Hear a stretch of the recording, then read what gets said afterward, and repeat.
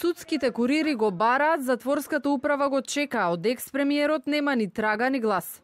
Никола Груевски се уште е на слобода. Доброволно Викендов не се пријавил во затворот во Шутка. Затворската управа го извести кривичниот суд утрово дека осудениот не се пријавил на затворската капија на предвидениот датум. Груевски и денеска не ја отворил вратата на судските службеници. Обидите да му биде врачено решението на рака продолжуваат и вечерва, велат од Скопска единица. Доколку до утре остане недостапен, ќе го бара и полицијата по потерница. Судските служби во текот на денешниот ден прават нови обиди да го достават решението на кривичниот совет со кој се одбива жалбата изјавена против решението на судија за извршување санкции за одложување на затворската казна, со што би се комплетирала доставата. Доколку доставата не се комплетира, судијата за извршување санкции може да преземе дополнителни мерки. Никој нема информации дали поранешниот премиер е се уште во земјава. Каде е, не знаат ниту неговите адвокати. Сите надежи за слобода на Груевски се вперени кон Врховниот суд.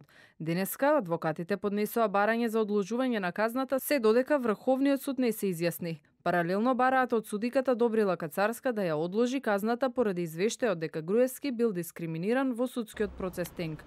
Но предметот не е испратен до врховните судии, се уште се наоѓа во кривичниот суд. Ако Никола Груевски до полноќ сам се пријави во затворот, таму може да добие подобар третман и услови, што не е случај кога би влегол внатре како бегалец уапсен со потерница, велат од управата. Од неговата партија денеска обвинија дека судството на чело со судиката која го осуди е партизирано.